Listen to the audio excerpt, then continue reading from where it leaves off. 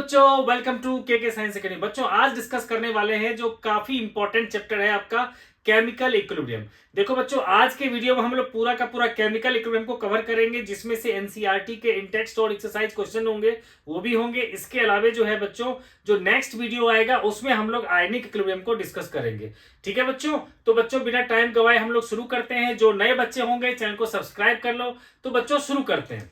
देखो बच्चों क्या होता है कि इक्विलिब्रियम का सिचुएशन मतलब क्या होता है कि जब आप पर लगने वाला नेट फोर्स चाहे किसी तरह का फोर्स हो वो सब मिलकर के क्या हो, जीरो हो, है ना। तो उसको कहते हैं हम लोग इक्विलिब्रियम।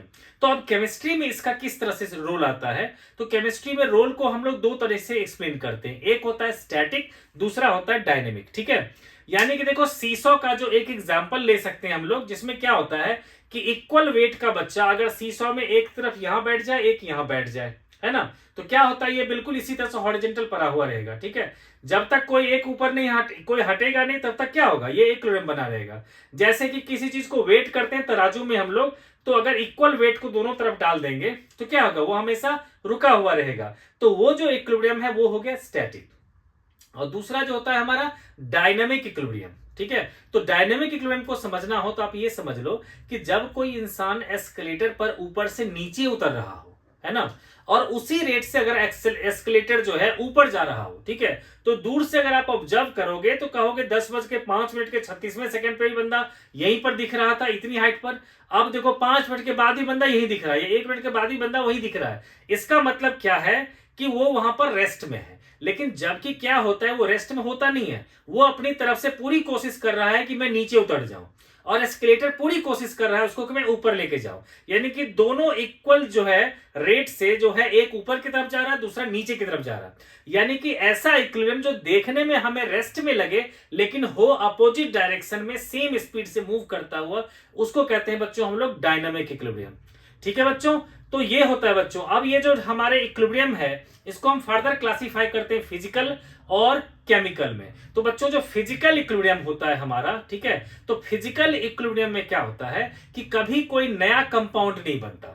ठीक है, तो फिजिकल इक्विलिब्रियम को भी हम लोग दो पार्ट में क्लासिफाई करते हैं। ठीक है, तो देखो बच्चों सबसे पहले बात करते हैं हम लोग फिजिकल इक्विलिब्रियम। ठीक है ना, तो फिजिकल इक्विलिब्रियम में बच्चों दो तरीके से आएगा।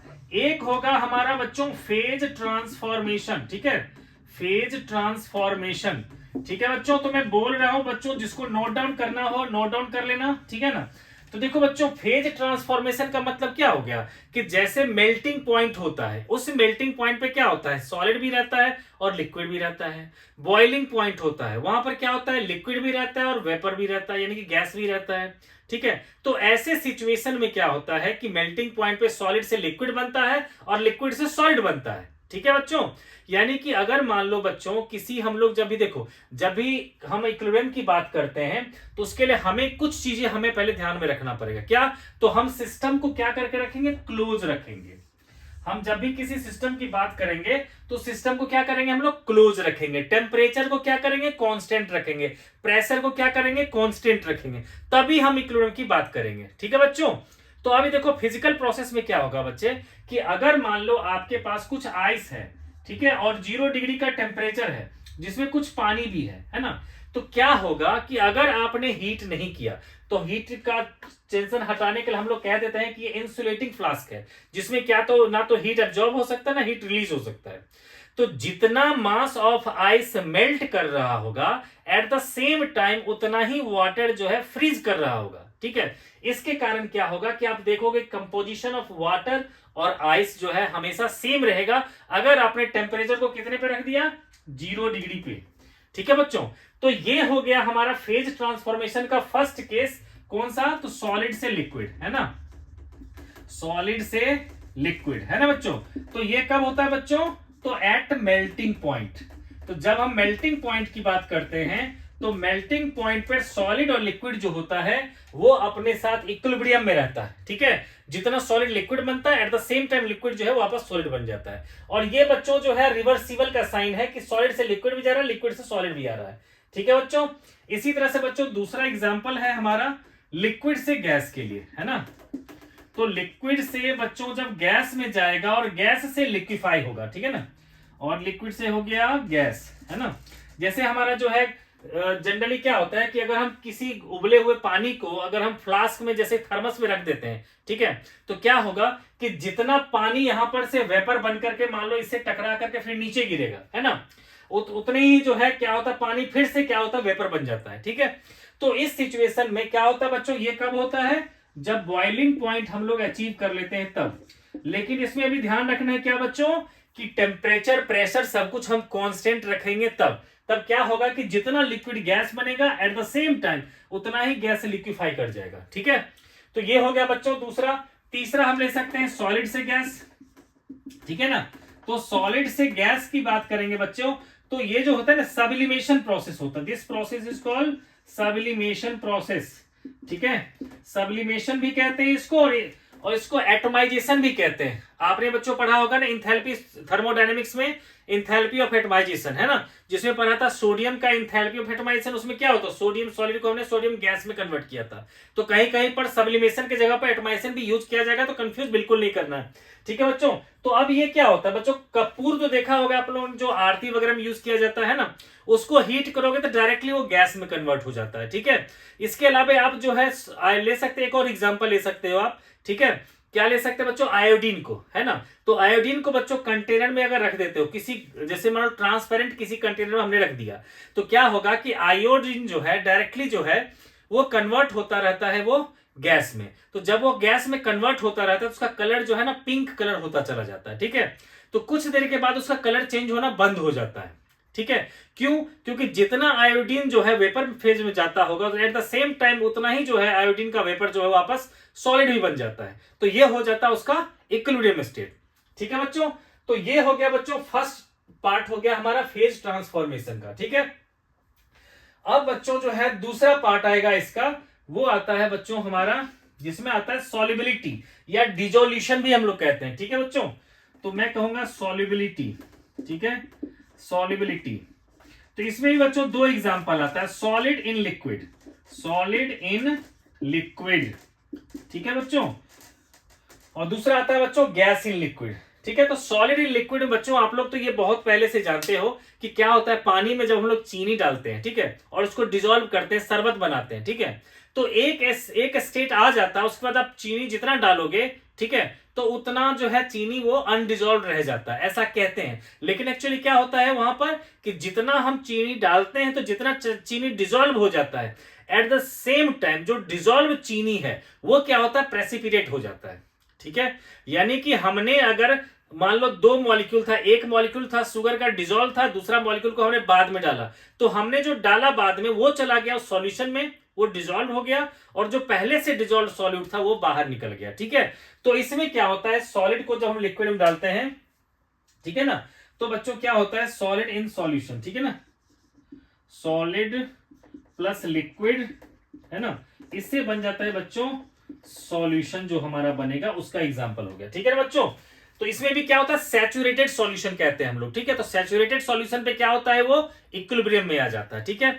और दूसरा जो बच्चों इसका एग्जांपल है, वो दूसरा है पार्ट इसका ए ले लिया, अब बी लेते हैं हम लोग गैस इन लिक्विड, है ना, गैस इन लिक्विड, ठीक है। तो गैस इन लिक्विड जो बच्चों ये थोड़ा सा ज्यादा इंपॉर्टेंट है, इसको ध्यान से देखो आप।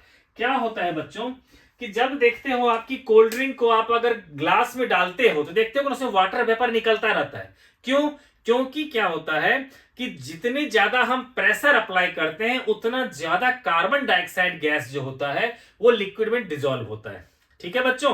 तो क्योंकि मान लेते हैं कि किसी भी ग्लास में या बॉटल में जो हमने लिया था, जो हमने मार्केट से लिया था, उसमें जो सील किया गया था कार्बन डाइऑक्साइड को कोल्ड ड्रिंक में, वो मान लेते हैं बच्चों कि 2 एटमॉस्फेरिक प्रेशर पे सील किया गया था, है ना। तो मान लेते हैं कि वहां पर 20 ग्राम जो है CO2 उसमें डिसॉल्व था। अब आपने उसको बोतल का ढक्कन खोल दिया, अब यहाँ का प्रेशर है 1 एटमॉस्फेयर, ठीक है ना। तो ये जो 1 एटमॉस्फेयर है, तो अब तो सिर्फ 10 ग्राम इसमें डिसॉल्व रहेगा, तो बाकी का 10 ग्राम क्या होता है, बाहर निकलता रहता है, वही आपको दिखता है कि यहां पर बाहर निकल रहा होता है, ठीक है। तो कहोगे सर इसमें इक्विलिब्रियम कहां है, तो इक्विलिब्रियम अभी नहीं है। इक्विलिब्रियम होगा कब, जब ढक्कन बंद करके रखेंगे तब तक, है ना। क्योंकि देखा आपने जैसे खोला आपने तो क्या हुआ, सारा गैस निकलने लगा, है ना। लेकिन जब ढक्कन बंद रहता तो ये गैस जाता कहां है, तो वही होता है कि जितना गैस हमारा उसमें डिसॉल्व होता है उतनी गैस उसमें से बाहर निकलता रहता है, ठीक है। ये हमेशा आपस में इक्विलिब्रियम बना रहता है। जैसे इसलिए जब भी आप खोलते हो तो एक क्या होता है, आपको लगेगा कि उसमें से कुछ गैस जो है अचानक निकला है। क्यों? क्योंकि उस प्रेशर पे क्या होता है कि उस पर्टिकुलर टेम्परेचर पे, देखो वहां प्रेशर के साथ साथ टेम्परेचर भी मायने है। मैंने पहले बोल दिया था बच्चे क्या क्या कांस्टेंट रखना है, टेम्परेचर को, प्रेशर को कांस्टेंट रखना है, ठीक है, और किसी तरह का कोई हीट भी नहीं देना है, ठीक है, तब की बात कर रहा हूं मैं, ठीक है। तो वहां उस पर्टिकुलर टेम्परेचर पे क्या होता है, एक फिक्स्ड अमाउंट ऑफ गैस जो होता है उसमें रहता है, ठीक है। तो जितना गैस उस लिक्विड में डिसॉल्व होगा, एट द सेम टाइम उतने ही लिक्विड में जो डिसॉल्व जो गैस है वो बाहर निकलता रहता है, ठीक है। तो ये प्रोसेस वहां पर चलता रहता है, ठीक है। तो ये जो dissolution of a gas in liquid है, ठीक है, उसको हम लोग कहते हैं हेनरीज लॉ। तो ये चीज जरा पढ़नी हुई है, आपको 12th में पढ़नी है, ठीक है। ये आता है हमारा solubility of gas in liquid, gas in liquid जो है इसको पढ़ना है आपको हेनरीज लॉ के अंदर क्लास 12th में। बस यहां पर सिर्फ इसी मतलब था, इतना ही कि कांस्टेंट टेम्परेचर और कांस्टेंट प्रेशर पे जितना गैस डिसॉल्व्ड है वो जितना बाहर निकल जाता है उसमें से gas, at the same time same amount of gas जो है उसमें डिसॉल्व भी हो जाता है, ठीक है बच्चों। तो ये हो गया सॉल्युबिलिटी ऑफ गैस के लिए, ठीक है बच्चों। तो ये हो गया हमारा फिजिकल, हमारा हो गया ये बच्चों फिजिकल इक्विलिब्रियम, ठीक है। अब चलते हैं बच्चों हम लोग केमिकल इक्विलिब्रियम में, ठीक है।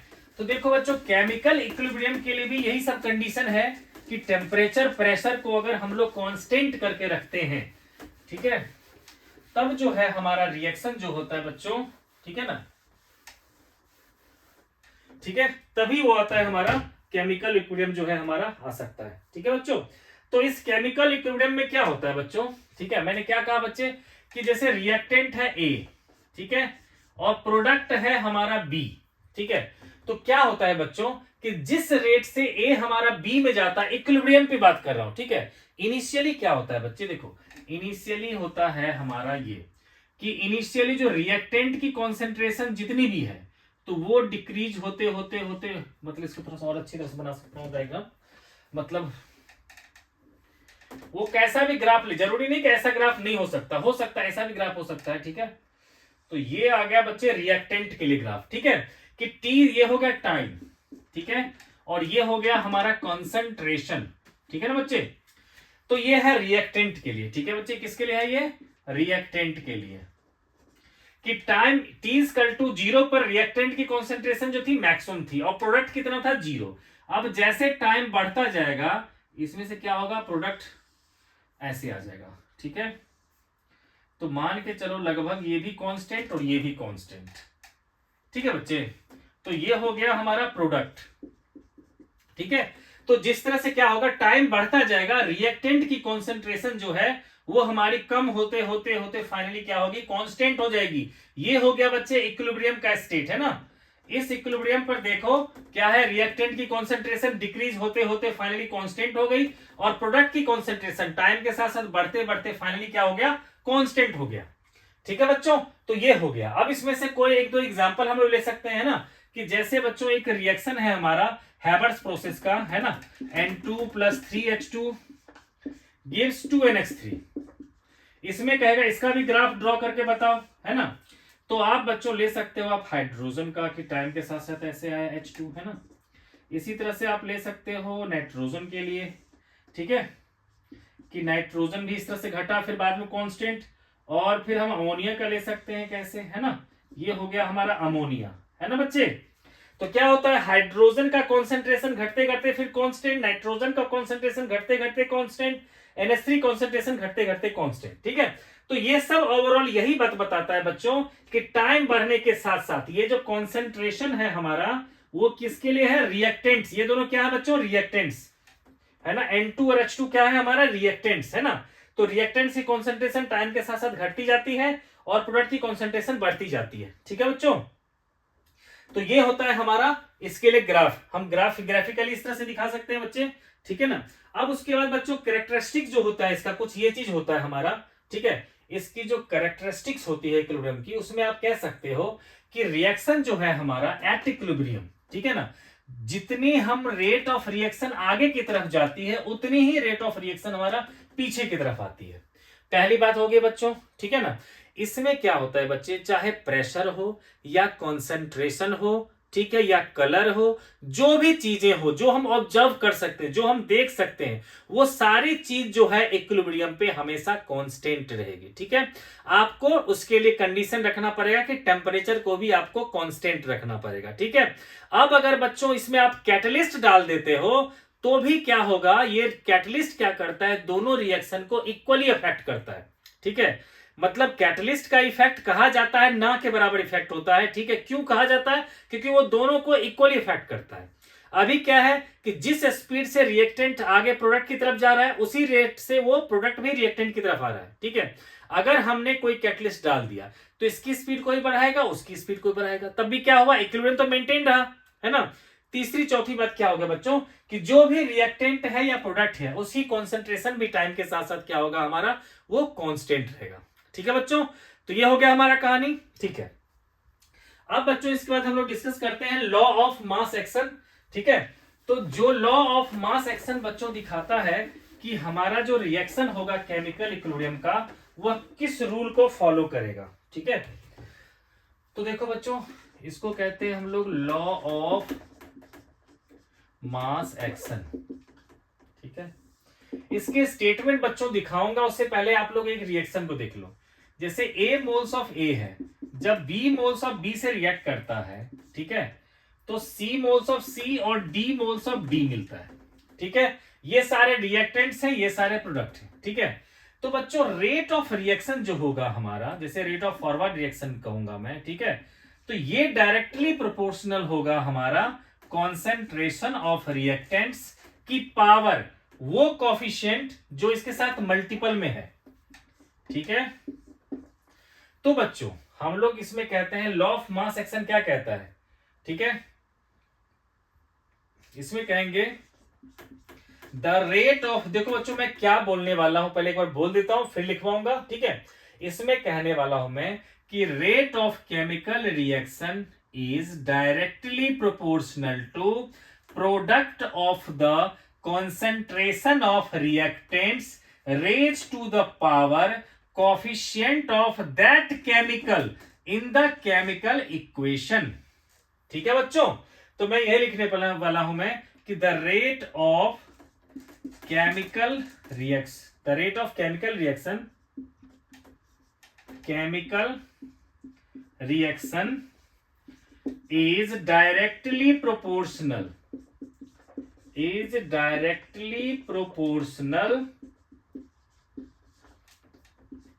to the product,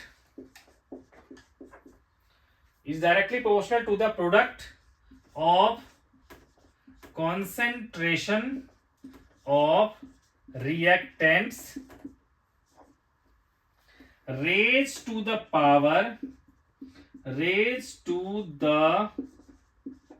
power of coefficient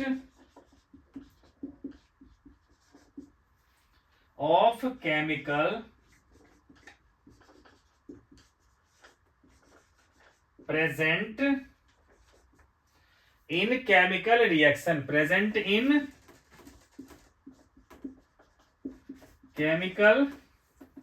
reaction, ठीक है बच्चों, तो rate of forward reaction is directly proportional to the product of the concentration of reactants raised to the power of the coefficient, ठीक है, present in the chemical reaction. ठीक है बच्चों, तो मैंने लिखा the rate of chemical reaction is directly proportional to the product of concentration of reactants. ठीक है बच्चे, रिएक्टेंट्स, ठीक है बच्चे, रिएक्ट्स लिख दिया मैंने, concentration of product of the reactants,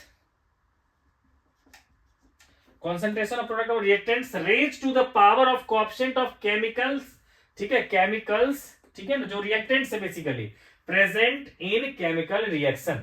ठीक है बच्चों, तो ये हो गया हमारा लॉ ऑफ मास एक्शन। ठीक है, अब इसी को हम लोग लेके चलेंगे बच्चों रेट ऑफ केमिकल इक्वेशन की तरफ। ठीक है, तो अब देखो बच्चों क्या होगा, इसमें लिखते हैं हम लोग, तो लॉ ऑफ केमिकल, ये बच्चों लॉ ऑफ मास एक्शन कई बार आ चुका है स्कूल एग्जाम में। ठीक है, तो बच्चों आप लोग जो है इसको ध्यान रखना, काफी इंपॉर्टेंट है ये, इसका स्टेटमेंट काफी इंपॉर्टेंट है। ठीक है, तो हम लिखते हैं बच्चों rate of rate of chemical equilibrium, ठीक है, रेट ऑफ केमिकल, ठीक है, इक्विलिब्रियम, या बल्कि इसको ज्यादा से रेट की जगह पर हम कहेंगे लॉ ऑफ, ठीक है, हम कह देंगे लॉ ऑफ केमिकल इक्विलिब्रियम। तो बेटा कह सकते हैं हम लोग क्या कहेंगे इसमें कि एट इक्विलिब्रियम, ठीक है बच्चों, rate of forward reaction, rate of forward reaction, ठीक है ना, rate of forward reaction equals to होगा बच्चों rate of backward reaction, rate of backward reaction, ठीक है बच्चों। तो अब देखो हमारे पास बेटा जो रिएक्शन था कि A मोल्स ऑफ A जब B मोल्स ऑफ B से रिएक्ट करता है और मिलता है C मोल्स ऑफ C और D मोल्स ऑफ D, तो रेट ऑफ फॉरवर्ड रिएक्शन जो है वो डायरेक्टली प्रोपोर्शनल किसका होगा, कॉन्सेंट्रेशन ऑफ A की power A, concentration of B की पावर B, है ना। तो हम प्रोपोर्शनलिटी साइन हटाकर एक कांस्टेंट लगा देते हैं, तो क्या होगा बच्चों, रेट ऑफ होगा हमारा KF A की पावर A B की पावर B, है ना, इक्वेशन 1। इसी तरह से बच्चों जब रेट ऑफ बैकवर्ड रिएक्शन की बात करेंगे तो बैकवर्ड रिएक्शन के लिए रिएक्टेंट्स क्या हो गया, ये और प्रोडक्ट हो गया ये, है ना। तो ये जो रेट ऑफ बैकवर्ड रिएक्शन होगा उसके लिए भी के भी लिख लूंगा कांस्टेंट, C की पावर C D की पावर D। तो अब आप कह सकते हो कि from the law of chemical equilibrium, ठीक है ना, हम लिखेंगे बच्चों from law of chemical equilibrium की rate of forward reaction equals to rate of backward reaction, यानी कि KF इंटू A की पावर A B की पावर B इक्वल्स टू होगा K, ठीक है, KB इंटू C की पावर C एंड D की पावर D। हमने क्या किया बच्चों, इन दोनों को बस इक्वल कर दिया। अब मैं K वाले टर्म को एक तरफ कर लेता हूं, तो KF by KB equals to क्या होगा बच्चों, C की पावर C D की पावर D अपॉन में A की पावर A एंड B की पावर B। तो देखो बच्चों यहां पर जो KF बाई KB है इसमें ये क्या है, कांस्टेंट फॉर फॉरवर्ड और ये है कांस्टेंट फॉर बैकवर्ड रिएक्शन। तो बच्चों अगर कभी ऑब्जेक्टिव में आपको दे दे कुछ ऐसा भी कि for forward reaction constant is this one, for backward reaction this is this one, calculate the concentration constant KC, तो आप कहोगे कि इसी को हम लोग कहते हैं KC जो इसके इक्वल होता है। ये क्या होगा बच्चों, C की पावर C D की पावर D A की पावर A एंड B की पावर B। ओके बच्चों, तो हम एक अलग से फॉर्मूला भी लिख देते हैं कि हियर जो है हमने क्या किया है कि KC इक्वल्स टू लिख दिया है constant for forward bye constant for backward reaction. ठीक है बच्चों, तो इसको बच्चों आप लोग नोट डाउन कर लो। ठीक है, अब हम लोग बच्चों इसके आगे बढ़ते हैं। ठीक है, तो अब है बच्चे इसमें जो है K के बारे में, जो जैसे हमने K की वैल्यू निकाल लिया। ठीक है, तो अब इसमें प्रॉपर्टीज जो होती है K की, इसको भी हम लोग डिस्कस करते हैं। ठीक है, तो देखो बच्चों जब भी किसी केमिकल इक्वेशन में हमें कांस्टेंट मिलता है K, ठीक है, तो उसकी भी कुछ अपनी प्रॉपर्टीज होती है। ठीक है, तो उसको हम लोग डिस्कस करते हैं। ठीक है, या उसको हम कह सकते हैं characteristics of the equilibrium constant. ठीक है, तो ये होगा बच्चे हमारा कैरेक्टरिस्टिक ऑफ इक्विलिब्रियम कांस्टेंट। ठीक है बच्चों, उसमें से क्या होगा बच्चे, जैसे कि मान लो A plus B gives C, इसके लिए अगर इक्विलिब्रियम कांस्टेंट मान लो बच्चों K1 है। ठीक है, तो अगर इसका रिएक्शन उल्टा कर दें तो C gives A plus B, इसके लिए इक्विलिब्रियम कांस्टेंट अगर K2 हो जाएगा तो according to this rule K2 क्या होगा 1/K1। ठीक है बच्चों, दूसरा अगर मान लो A प्लस B के लिए इक्विलिब्रियम कांस्टेंट अगर C है, इसके लिए इक्विलिब्रियम कांस्टेंट अगर K1 है, तो मैंने कर दिया twice of A plus twice of B gives twice of C। तो इक्विलिब्रियम कांस्टेंट अगर K3 हो जाता है तो K3 क्या हो जाएगा, तो जिस नंबर से हमने मल्टीप्लाई किया वो आ जाएगा इसके पावर में। ठीक है बच्चों, तो ये आ जाएगा पावर में 2। अगर इसी में किसी ने क्या कर दिया होता 1/2a 1/2b गिव्स 1/2c, तो वहां होता है k4, तो ये हो जाता k1 की पावर 1/2। ठीक है, तो इससे हमारा इक्विवेलेंट कांस्टेंट आ जाएगा। ठीक है बच्चों, इसके अलावे बच्चों जो है एक और चीज होती है हमारी। ठीक है, ये क्लियर हो गया बच्चों? ठीक है, किसी को इस पर पहले हम एक एग्जांपल कर लेते हैं फिर आगे बढ़ेंगे। ठीक है, तो मान लो बच्चे कोई रिएक्शन दे रखा है हमें। ठीक है, कोई रिएक्शन बच्चे मान लिया मैंने कि रिएक्शन ये दे रखा है हमें कि 2NH3 ये दे रहा है N2 + 3H2 और इसके लिए K की वैल्यू दे रखा है 100। ये क्वेश्चन है बच्चों। ठीक है, जो पहले आप लोग खुद से ट्राई करोगे। ठीक है, तो आपको फाइंड करना है, find equilibrium constant for the reaction half N2 + 3/2H2 gives NH3। ठीक है बच्चों, तो एक बार बच्चों पॉज करके इसको ट्राई कर लो आप लोग, है ना। हमें ये दे रखा है, ठीक है, कि इसके लिए अगर इक्विवेलेंट कांस्टेंट K की वैल्यू 100 है तो इसके लिए इक्विवेलेंट कांस्टेंट की वैल्यू क्या होगी। तो इसका आंसर देखते हैं। तो देखो हमारे पास ये है रिएक्शन, है ना। तो अब ऐसे में कह सकते हैं हम लोग कि 2NH3 gives N2 + 3H2, है ना। इसके लिए इक्विवेलेंट कांस्टेंट कितना है, K = 100। तो बच्चों अगर मैं इसको हाफ से दोनों तरफ मल्टीप्लाई कर दूं, ठीक है, तो 1/2 × 2NH3, है ना, 1/2 N2 3/2H2। तो इसके लिए इक्विवेलेंट कांस्टेंट जो K' होगा हमारा वो क्या हो जाएगा। तो आपने कहा सर जिस नंबर से मल्टीप्लाई करोगे सबको वो आ जाएगा पावर में, तो ये आ जाएगा 100 की पावर 1/2 यानी कि 10। ठीक है बच्चों, तो अब देखो यहां से 2 मैं हटा ही देता हूं, है ना, ताकि आप लोगों को देखो मैंने हाफ से सबको मल्टीप्लाई किया, इसको भी किया, तो इसका 2 और इसका 2 कैंसिल हो गया, है ना बच्चे। तो अब हमें क्या चाहिए, हमें चाहिए ये सब चाहिए लेफ्ट में। हमारे लिए जो इक्वेशन रिक्वायर्ड है वो ये है ना बच्चे। तो हमें ये सब लेफ्ट में चाहिए। तो जब इसके लिए ये है तो आप कहोगे ½ N2 + 3/2H2, है ना। इसके लिए फिर जो है और ये दे रखा है हमारा NH3, तो इसके लिए मान लेते हैं कांस्टेंट है K', तो वो क्या होगा बच्चों। तो हमने क्या किया, रिएक्शन को उल्टा कर दिया, तो K' क्या होगा 1/K' यानी कि 1/10। ठीक है बच्चों, क्लियर हो गया।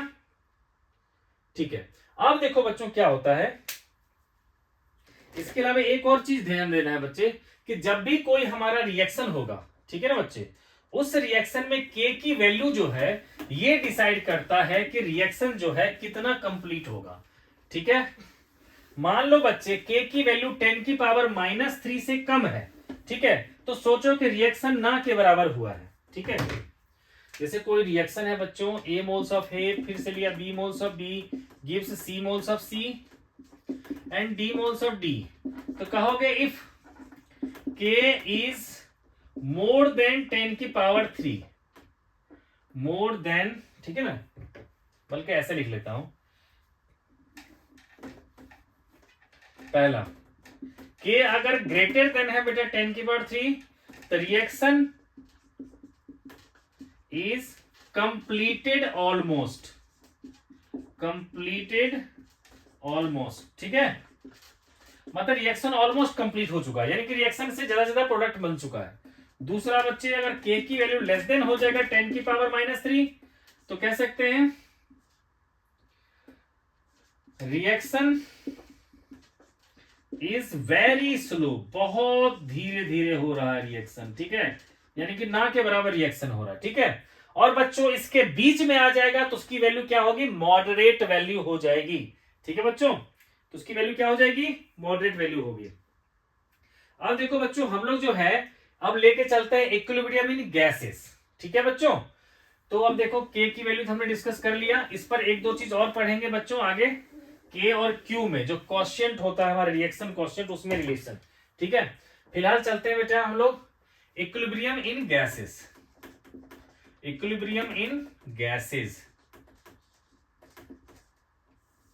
ठीक है, तो देखो बच्चे, जब हम लोग कॉन्सेंट्रेशन की बात करते हैं, ठीक है, तो उसमें क्या होता है, हमारा जो मोल्स पर लीटर आता है, जहां पर कि सॉलिड होता है हमारा, जिसको किसी पर्टिकुलर लिक्विड में डिसॉल्व करते हैं, उस पर हम न्यूमेरिकल्स करेंगे बच्चों अभी, ठीक है।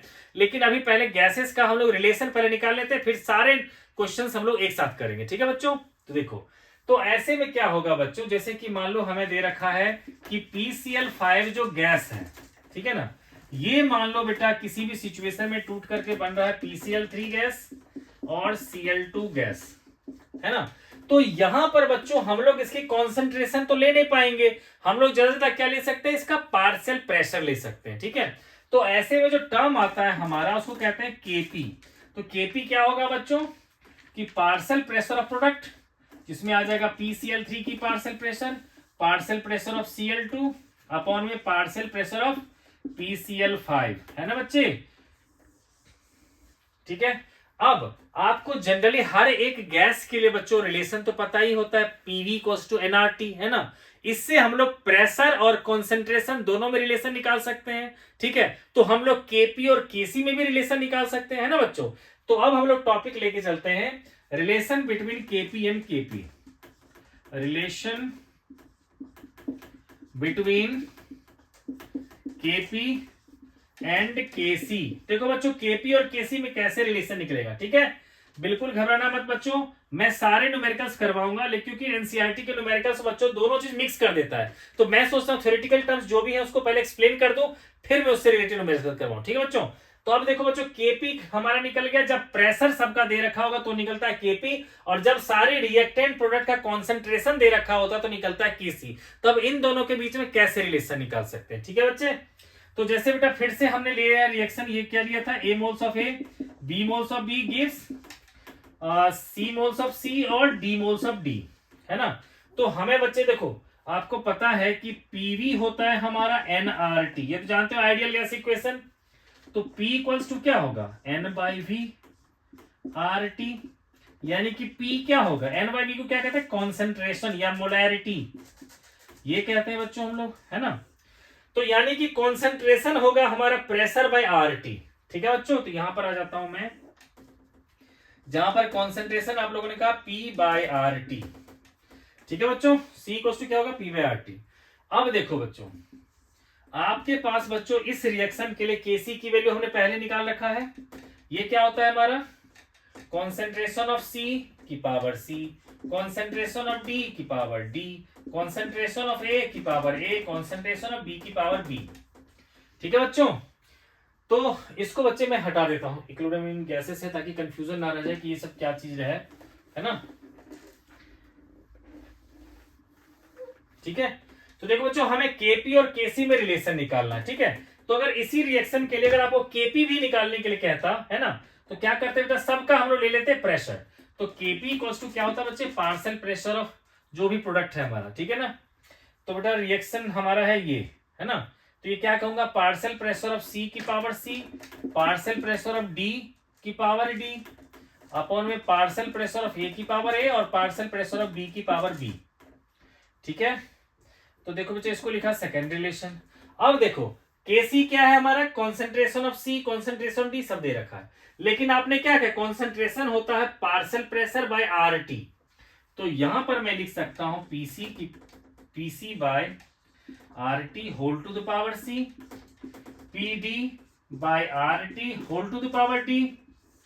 यहां देखो बेटा, सिर्फ वैल्यू पुट कर रहा हूं, कॉन्सेंट्रेशन के जगह पे होता है C होता है P/RT, तो वही पुट कर रहा हूं मैं।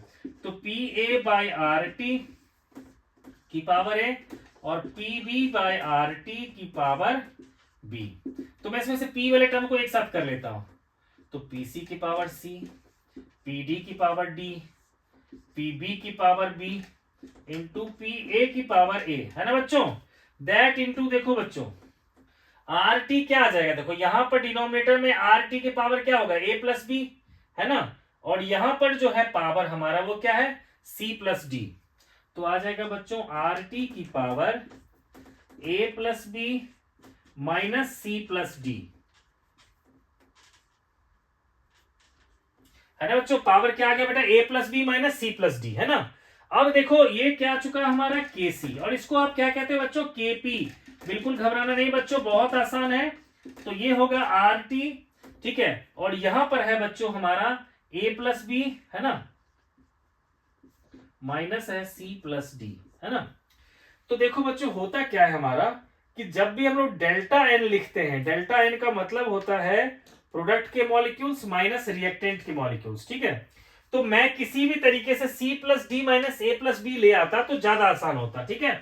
तो मैं बच्चों क्या करने वाला हूं, इसके बाद सीधा मैं ऊपर यहां लिख देता हूं रिलेशन, है ना, कि केपी इक्वल्स टू क्या होगा, केसी, ठीक है, अपॉन में आर टी की पावर क्या था बच्चे, A plus B minus C plus D, है ना। तो अगर इसको ऊपर लेके चला जाऊं तो क्या हो जाएगा, केपी हो जाएगा केसी इंटू आर टी की पावर सी प्लस डी, है ना, माइनस ए प्लस बी, है ना बच्चों। तो बच्चों इसको हम चाहे तो लिख सकते हैं, देयरफॉर केपी हो जाएगा हमारा केसी इंटू आर टी की पावर डेल्टा एन, ठीक है बच्चों, डेल्टा एन जी लिख सकते हैं हम लोग, ठीक है। तो यहां पर बेटा डेल्टा एन जी को क्या कह सकते हैं, ठीक है, तो लिख लेंगे हियर डेल्टा एन जी जो है हमारा, डेल्टा एन जी है हमारा number of gaseous product, number of gaseous product minus number of gaseous reactant, ठीक है बच्चों, minus number of gaseous reactant, gaseous reactants, ठीक है बच्चे, मतलब प्रोडक्ट के कितने मॉलिक्यूल्स है दैट माइनस रिएक्टेंट के कितने मॉलिक्यूल्स है, ठीक है बच्चों। देखो बच्चों ये था केपी का रिलेशन, ठीक है, हमें टॉपिक था केपी केसी में रिलेशन। तो मैंने कहा कि पीवी होता है एनआरटी, तो इससे बच्चे हमारा सी आया था, ठीक है, और केसी होता है बच्चे हमारा ये वाला रिलेशन, इसमें कॉन्सेंट्रेशन की जगह पे पीवाईआरटी पुट कर दिया, फिर बच्चों इसको आ गया, ठीक है।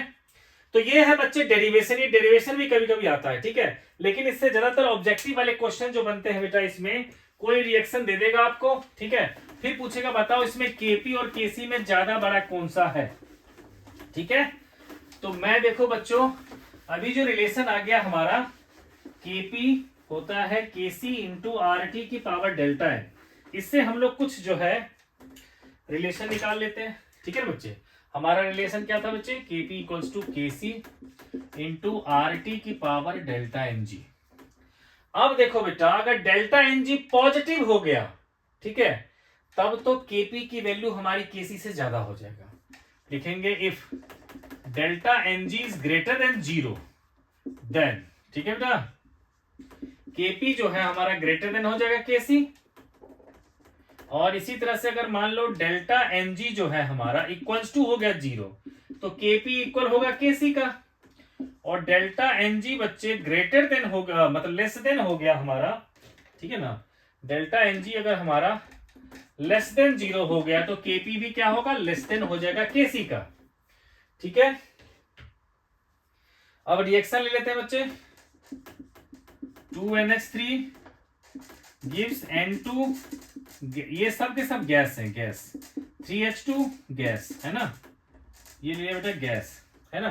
तब इसमें देखो बच्चों डेल्टा एनजी की वैल्यू क्या होगा, कहोगे डेल्टा एनजी मतलब प्रोडक्ट के कितने मॉलिक्यूल्स हैं गैस के, तो कहोगे यहां पर 1 + 3 4, 1 + 3 - 2, तो ये क्या आ गया बच्चों, ये ग्रेटर देन जीरो आ गया ना, 2 आ गया हमारा, ग्रेटर देन जीरो आ गया, तो हम कह सकते हैं यहां पर केपी जो है ग्रेटर देन हो जाएगा केसी का, ठीक है बच्चों।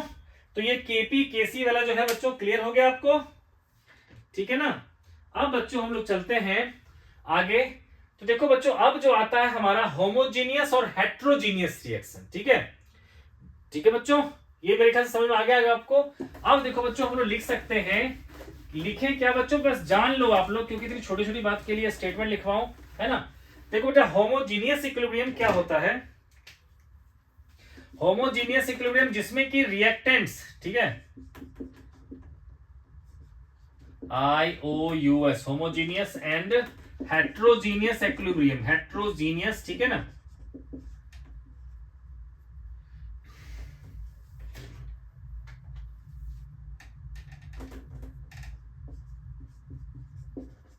ये EQM लिख देता हूं बेटा शॉर्टकट में, होमोजीनियस और हेट्रोजीनियस इक्विलिब्रियम।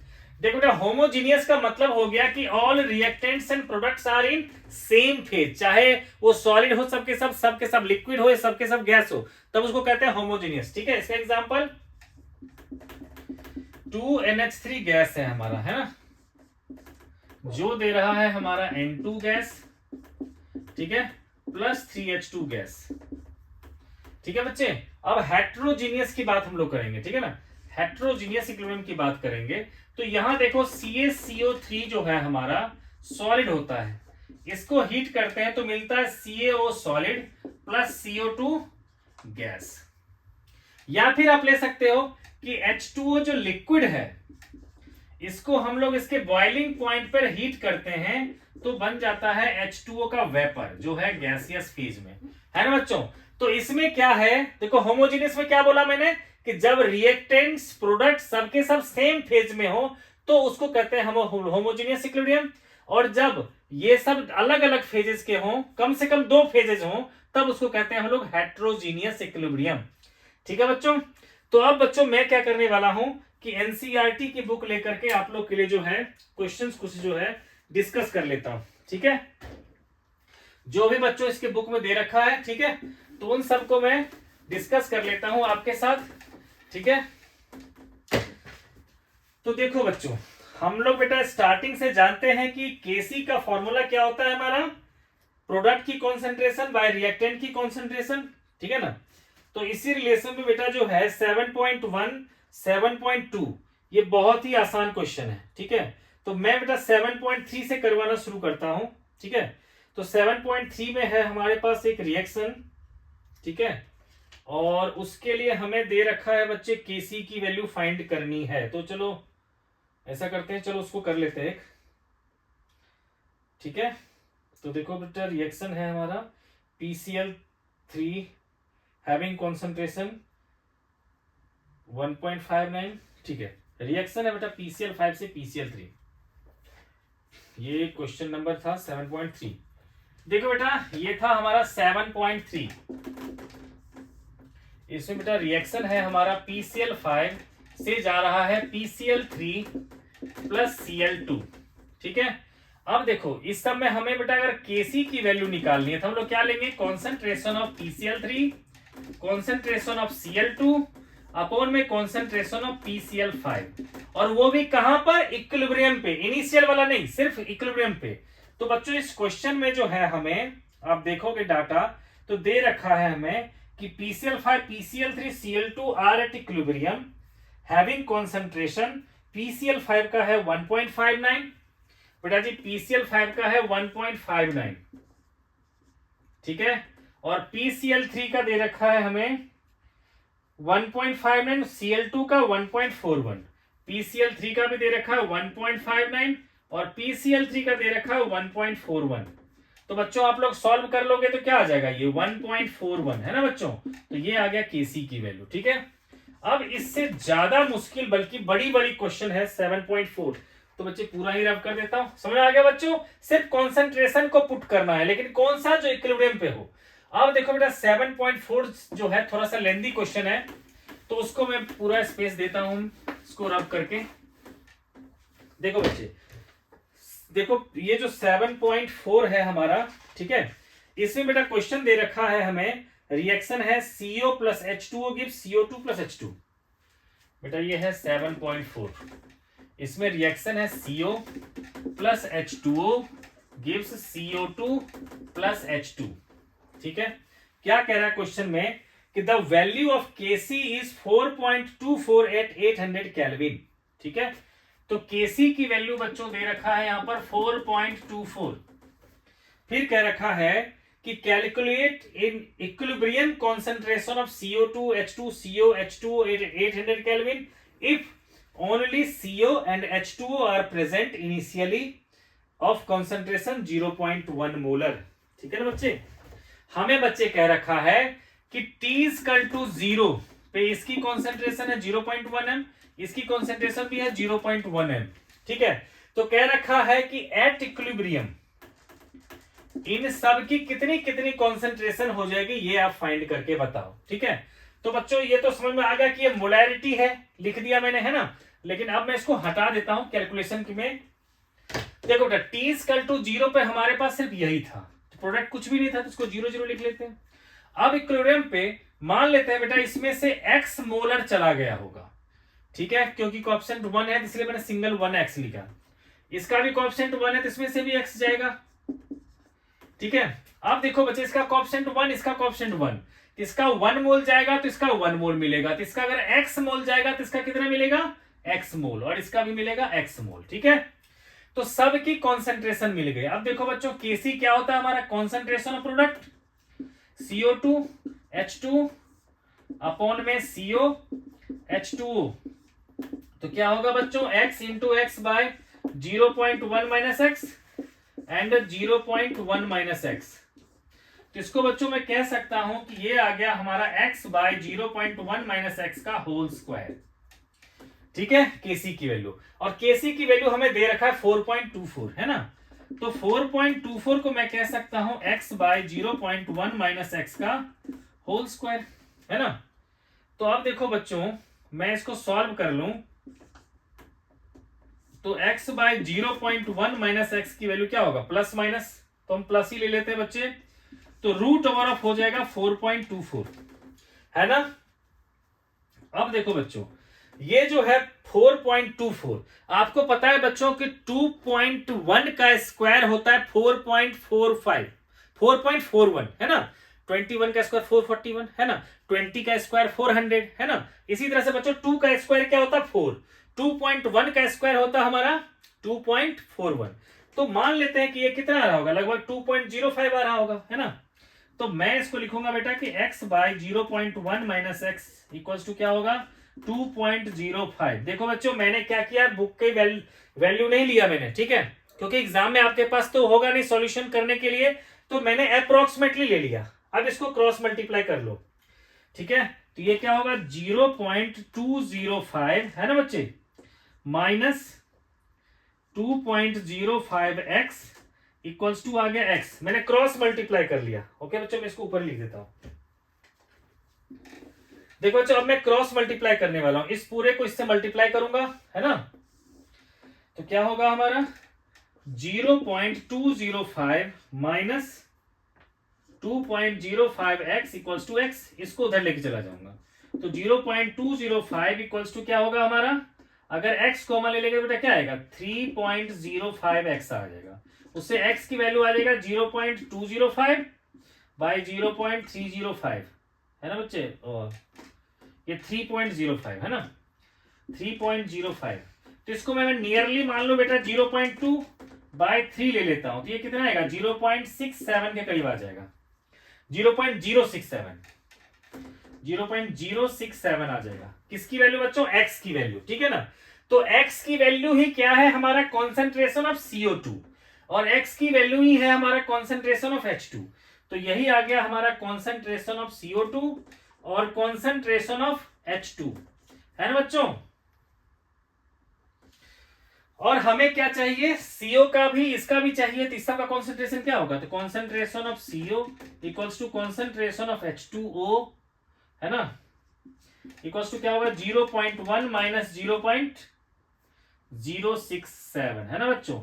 इसको सब्ट्रैक्ट कर देंगे, ठीक है। देखो बच्चों बुक में जो दे रखा है डाटा, इसमें बच्चों जो है CO2 पहले CO और H2O का आ रहा है बच्चे, CO2 का आ रहा है हमारा 0.067 जो हमने निकाला, और उसका वही माइनस करके आ रहा है, ठीक है बच्चों, क्लियर हो गया, ठीक है। तो ये था 7.4। अब बच्चे जो है 7.5 है, बहुत ही आसान क्वेश्चन है, ठीक है, जो केपी केसी में रिलेशन है। मेरे ख्याल से बच्चों क्लियर हो गया होगा कि हमें इनिशियल कॉन्सेंट्रेशन दोनों का दे रखा था, तो हमने कहा प्रोडक्ट का फिर तो 0 ही होगा। अब इक्विलिब्रियम पे कितना रह जाएगा, तो ये कुछ टूटेगा, रिएक्शन होगा, कुछ तो टूटेगा ये, है ना बच्चों। तो यहाँ इक्विलिब्रियम का साइन नहीं दिया मैंने, है ना। तो इसमें से मैंने कहा x टूट जाएगा, फिर इसके बाद ये कहानी जानते हो, ठीक है। ओके अब देखते हैं बेटा आगे जो है क्वेश्चन। तो मैं बच्चों कोशिश कर रहा हूं हर एक क्वेश्चन जो है आपके एनसीईआरटी में वो सब करवा दूं, ताकि ये चैप्टर आपको जो है कोई प्रॉब्लम ना हो। तो बेटा वीडियो को पूरा देखो, आगे जो है बहुत ही इंटरेस्टिंग टॉपिक आने वाला है, ठीक है। इसलिए वीडियो में बने रहो आप लोग, है ना। बेटा नेक्स्ट क्वेश्चन जो है 7.5, इसमें हमें बेटा रिएक्शन दे रखा है कुछ, है ना। इस रिएक्शन में देखो बेटा कह रखा है ये कि 2NOCl, है ना। देखो बेटा 7.5 है, इसमें कह रखा है कि 2NOCl से जा रहा है, ये भी गैस है ना। इससे बन रहा है बेटा 2NO प्लस Cl2, ये भी गैस है। हमें इसके लिए बेटा कह रखा है the value of equilibrium constant Kc की वैल्यू इसके लिए हमें दे रखा है 3.75 इंटू 10⁻⁻6 दे रखा है। तो हमसे कह रखा है देन Kp की वैल्यू क्या होगी, है ना बच्चों। देखो यही क्वेश्चन है ना हमारा, ठीक है। अब देखो बच्चे हमारे पास क्या होता है, हमें बेटा क्या है कि रिलेशन आपको पता है क्या होता है बच्चों, Kp होता है हमारा Kc इंटू RT की पावर डेल्टा n, है ना। जहां पर डेल्टा Ng का मतलब क्या होता है, प्रोडक्ट में कितने मॉलिक्यूल्स हैं गैसियस माइनस रिएक्टेंट में कितने हैं। तो बेटा यहाँ डेल्टा Ng की वैल्यू क्या होगी, तो डेल्टा Ng कहोगे कि ये होगा 2 + 1 - 2, है ना, यानी कि कितना रह गया ये 1, ठीक है। अब देखो R की वैल्यू जो होती है बेटा, है ना, R की वैल्यू लेते हैं 0.083 आता है जब प्रेशर को बार में लेते हैं, ठीक है। ये लेते हैं बेटा बार। देखो PV इक्वल्स टू क्या होता है हमारा nRT, तो हमें बेटा R की वैल्यू चाहिए, तो R क्या होगा PV/NT, है ना। तो प्रेशर ले लेंगे हम लोग इतना बार, है ना, पर मोल पर केल्विन, इस तरह से इसका यूनिट होगा, ठीक है बच्चों। और टेम्परेचर जो दे रखा है बच्चे, हमें क्वेश्चन में दे रखा होगा टेम्परेचर, ये टेम्परेचर जो 1069 केल्विन, ठीक है। ये है बेटा जी 1069 केल्विन। तो ये हम लोग यहां पुट कर देंगे बच्चों, Kc की वैल्यू ये हो गई, उसकी वैल्यू पुट कर देंगे तो आ जाएगा हमारा, यानी कि 3.75 इंटू 10⁻⁻6 इंटू 0.083 इंटू 1069, ठीक है, दैट की पावर 1। इसको सॉल्व कर लेंगे तो आ जाएगा, ठीक है बच्चों। अब चलते हैं बेटा जी नेक्स्ट टॉपिक की तरफ हम लोग, ठीक है। तो देखो बच्चों अब जो है कुछ Kp और Kc के मिक्स्ड क्वेश्चन है, ठीक है बच्चों, जिसमें कि हमें क्या है कि कॉन्सेंट्रेशन नहीं दे करके वो जो है हमें मोल्स दे देगा क्वेश्चन में, ठीक है, या फिर प्रेशर दे देगा, ठीक है। तो अब देखो बेटा जी एक क्वेश्चन आपके सामने है 7.6, ठीक है। इस 7.6 क्वेश्चन में देखो बेटा बहुत ही आसान है ये भी, ठीक है।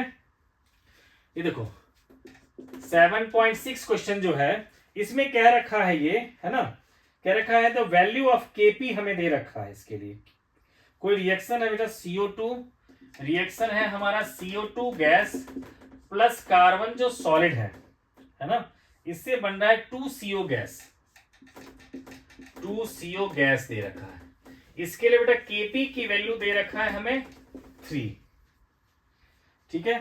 फिर कह रखा है इफ इनिशियली PCO2 है हमारा 0.48, अब कह रखा है बेटा T = 0 पर इसका प्रेशर है 0.48 बार, ठीक है। उसके बाद बेटा जी जो है हमसे कह रखा है कि calculate the equilibrium partial pressure of CO, है ना। हमें कह रहा है बेटा कि CO का इक्विलिब्रियम पार्शियल प्रेशर क्या होगा। तो देखो बेटा ये सॉलिड है, इसका कुछ प्रेशर तो होगा नहीं, ये मान लो इतना बार, तो इसका लेंगे 0, और प्रोडक्ट भी कुछ नहीं मिलेगा, इसलिए इनिशियल इसका भी 0। अब मान ले बेटा जी कि एट इक्विलिब्रियम इसका कोएफिशिएंट 1, इसमें से कितना जाएगा बेटा -p, है ना, क्योंकि यहाँ कोएफिशिएंट 1 है, लेकिन यहाँ कोएफिशिएंट क्या है 2, तो यहाँ पर क्या मिलेगा हमें 2p। तो अब आप लोग कहोगे कि Kp क्या होगा हमारा कि पार्शियल प्रेशर ऑफ CO, है ना बच्चे, जो प्रोडक्ट है हमारा, है ना, तो पार्शियल प्रेशर ऑफ CO की पावर 2, ठीक है बच्चे, और कोई तो है नहीं, है ना, तो दैट अपॉन में आ जाएगा पार्शियल प्रेशर ऑफ CO2। ये क्या आ जाएगा बेटा पार्शियल प्रेशर ऑफ CO2, और कार्बन का हम लोग नहीं लेंगे क्योंकि सॉलिड है, उसका पार्शियल प्रेशर कहां से होगा, है ना, सबकी वैल्यू हम लोग बच्चों पुट कर देंगे। तो देखो बच्चे ये Kp क्या था 3, और CO का कितना लिया था हमने 2p, तो 2p का होल स्क्वायर, है ना, और ये कितना होगा तो 0.48 माइनस स्मॉल p, ठीक है। तो अब बच्चे इसको सॉल्व कर लेंगे हम लोग, है ना, तो कितना आ जाएगा ये, इसको सॉल्व करेंगे तो देखो 48, 43 या 120 तो 144 होगा, तो ये आएगा 1.44 minus 3p equals to 4p square, और 4p square plus 3p minus 1.44 है ना बच्चों। ठीक है, अगर बच्चों ये आ गया हमारा 0, ठीक है, अगर बेटा जी इसको हम सॉल्व करें, ठीक है, तो बेटा p की वैल्यू क्या आ जाएगा, कहोगे -3 प्लस माइनस, है ना, माइनस b ले लिया, plus minus b square minus 4ac, तो ये होगा 9 प्लस 4 इंटू 1.44 है ना बच्चों, दैट अपॉन में कर देंगे हम लोग 2a, मतलब 2 इंटू 4 यानी कि 8।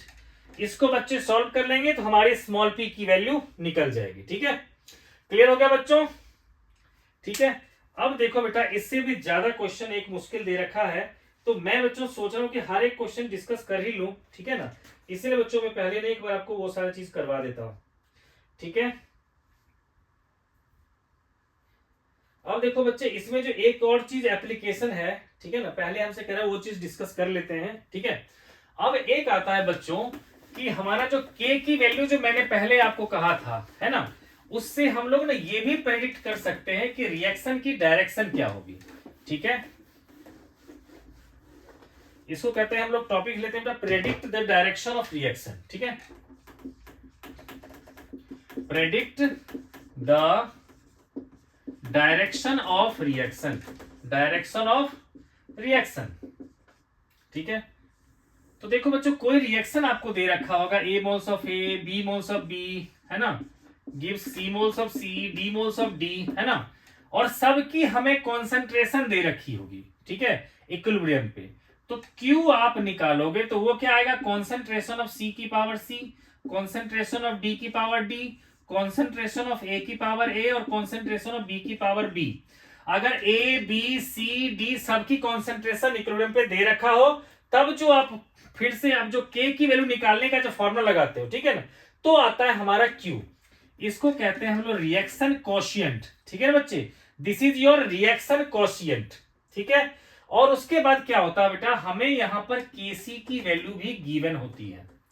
ठीक है, तो कंडीशन क्या होता है, पहला कि अगर आपका QC की वैल्यू ज्यादा आ गया KC से, ठीक है, यानी कि जितना इक्विलिब्रियम पे रहना चाहिए उसके लिए रिलेशन होता है KC का, लेकिन जो गिवन था उसके हिसाब से कॉन्सेंट्रेशन कांस्टेंट आया हमारा ये।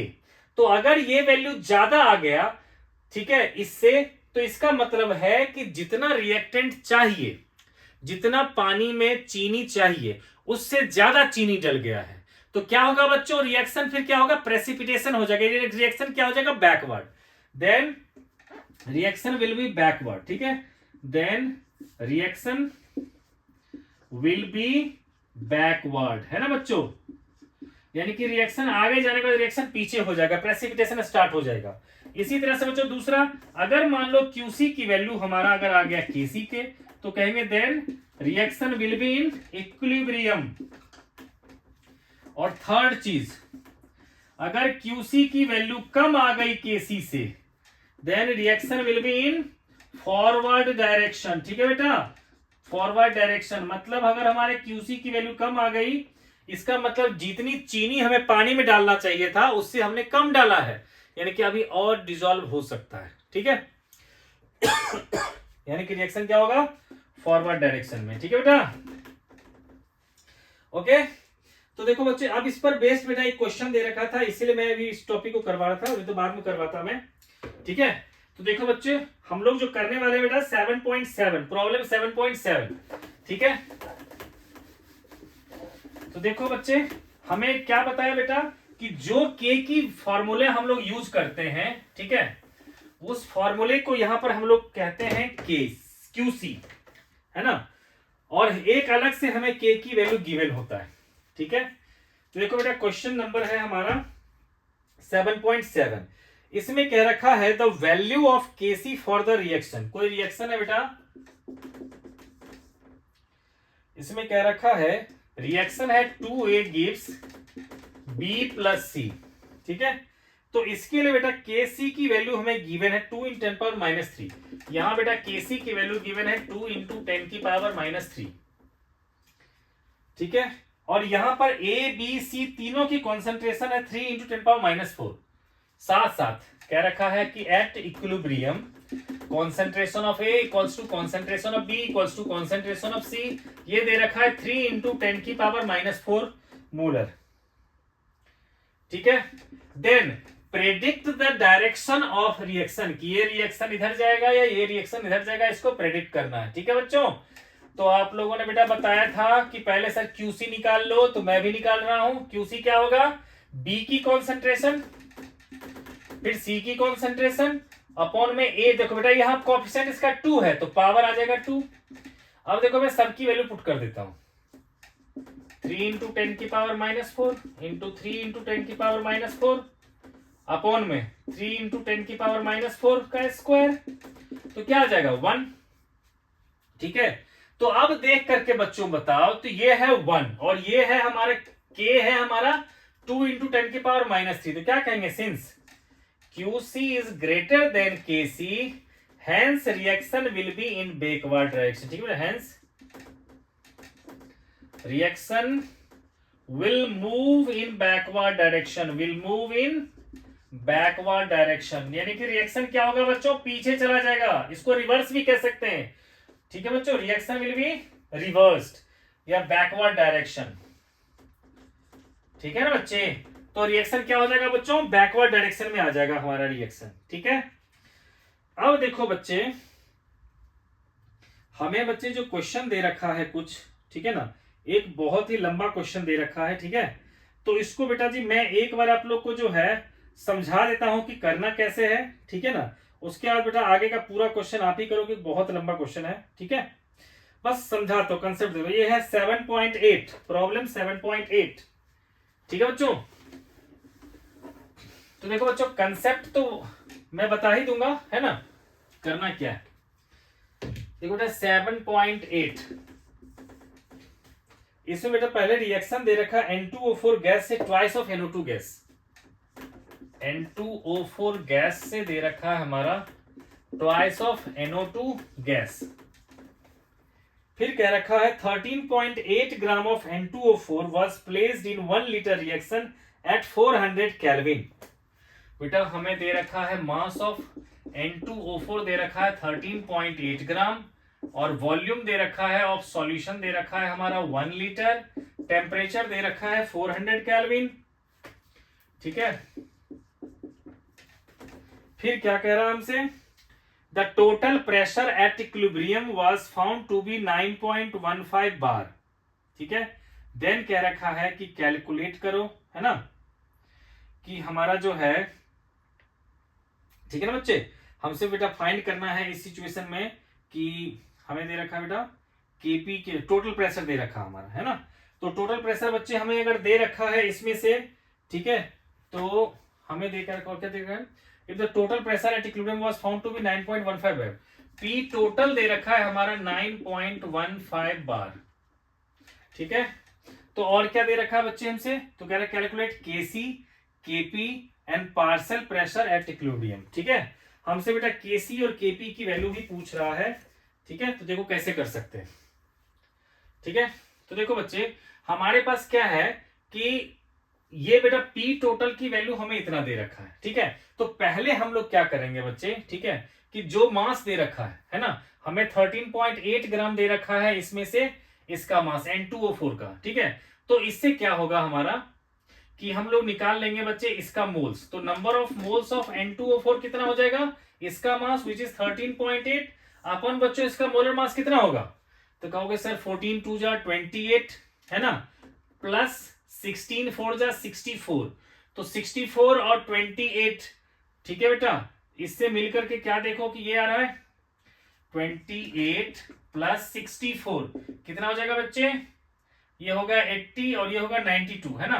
तो ये आ गया बच्चे 92 आ गया हमारा ठीक है।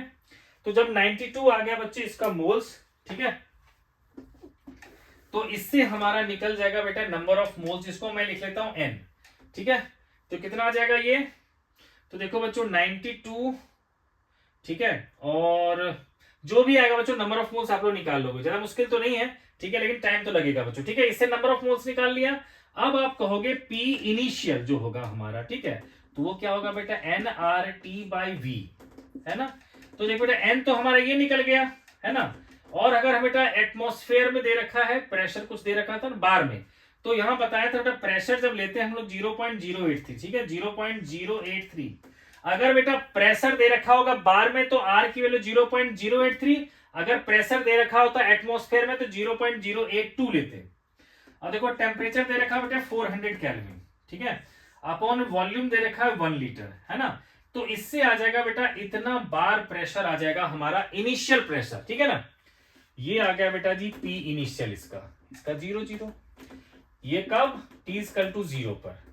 अब कहोगे एट इक्विलिब्रियम, ठीक है, एट इक्विलिब्रियम बच्चे जो है इसमें से क्या होगा पी आई में से स्मॉल p गया तो यहां क्या मिला 2p, है ना बच्चों। यहां से हमने पी आई निकाल लिया, फिर मैंने कहा कि इसमें से स्मॉल p जाएगा तो इसका क्या मिलेगा 2p, ठीक है। तो कहोगे एट इक्विलिब्रियम टोटल प्रेशर कितना होगा, P टोटल जो होगा बच्चों वो क्या कहोगे sir P I minus small p plus 2p, है ना। और ये दे रखा है बच्चे पी टोटल दे रखा है 9.15 बार, और ये इनिशियल जो था ये जो हमारा बेटा था इसमें से स्मॉल p और ये 2p, कितना बचेगा p initial plus small p, है ना बच्चों। तो हमने बेटा इनिशियल की वैल्यू यहां पर पुट कर देंगे, n की वैल्यू जो आपको सॉल्व कर सकते हो तो इनिशियल पता होगा हमें 9.15 बार पता होगा, इससे स्मॉल p की वैल्यू आ जाएगा 9.15 माइनस p इनिशियल, ठीक है बच्चे। तो इतना आ गया बेटा जी बार में प्रेशर, ठीक है।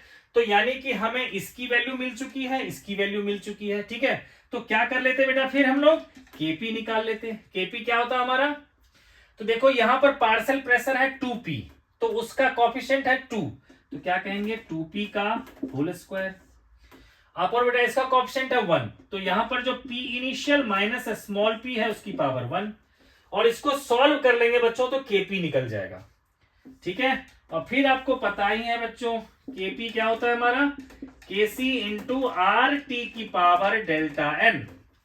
और इस रिएक्शन में देखो बच्चों डेल्टा एन की वैल्यू क्या है, तो प्रोडक्ट में 2 मॉलिक्यूल, रिएक्टेंट में 1 मॉलिक्यूल, तो यहां पर हमारा kc की वैल्यू क्या आ जाएगा kp अपॉन में RT की power 1।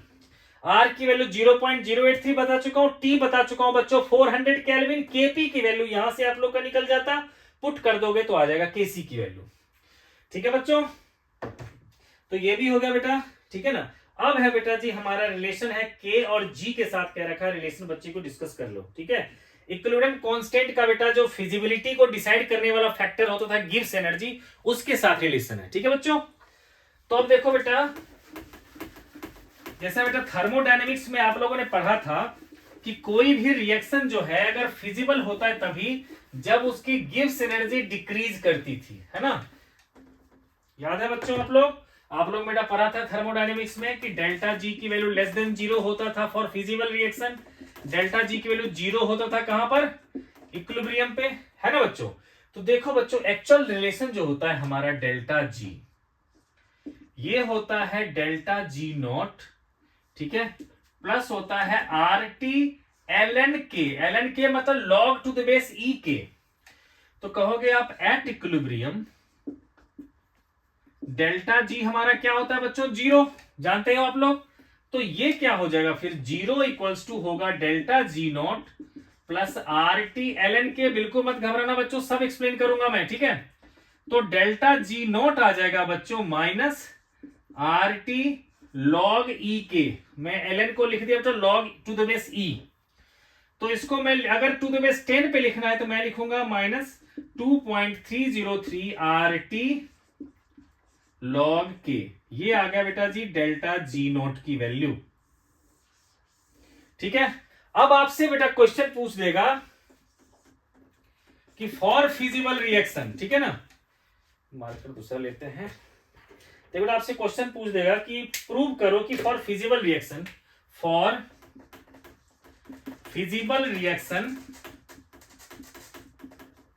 Prove that k is greater then 1। ये आपको प्रूव करने के लिए कहेगा, ठीक है बेटा।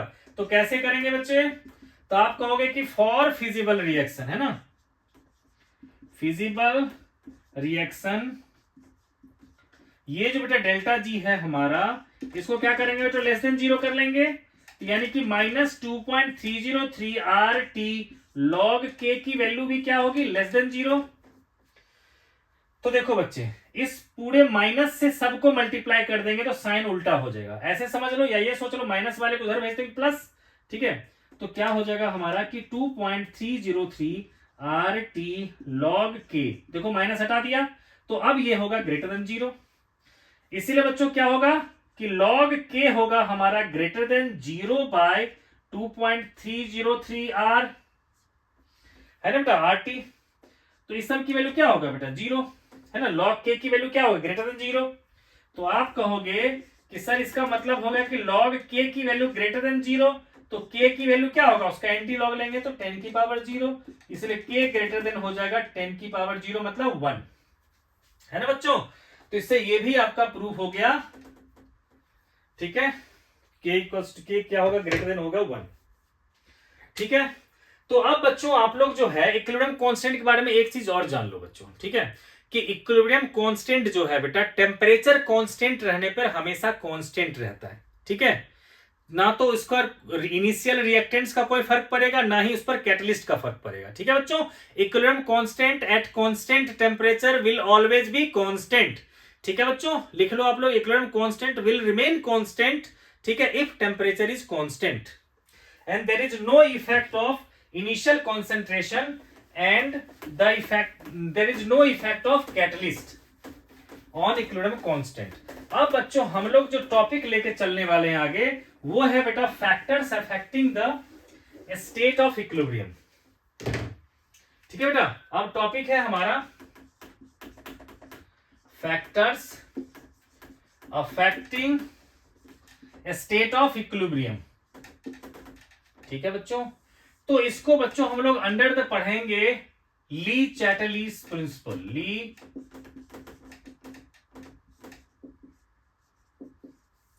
ली चैटलिस प्रिंसिपल, ठीक है बच्चे। देखो बच्चे, ली चैटलिस प्रिंसिपल क्या कहता है कि कोई भी रिएक्शन अगर होगा हमारा, है ना बच्चे, ठीक है, कि कोई भी फैक्टर्स अगर हमारे स्टेट ऑफ इक्विलिब्रियम को चेंज करने की कोशिश करेगा, ठीक है, तो रिएक्शन अपने आप को उस डायरेक्शन में ले जाएगा जो उस इफेक्ट को नलिफाई कर दे, ठीक है बच्चों। फिर से बोलता हूं मैं कि जो भी फैक्टर स्टेट ऑफ इक्विलिब्रियम को चेंज करने की कोशिश करेगा तो रिएक्शन अपने आप को उस डायरेक्शन में लेके चला जाएगा जो उस इफेक्ट को नलिफाई कर सके, ठीक है। तो कह सकते हैं अकॉर्डिंग टू ली चैटलिस प्रिंसिपल, ठीक है, any factor, if any factor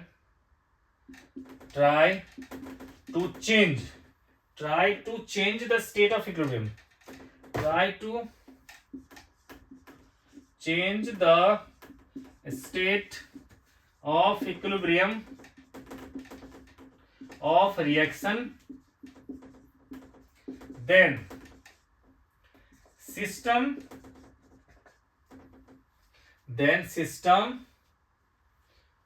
changes such that, ठीक है, it nullify या it counteract the effect imposed on it,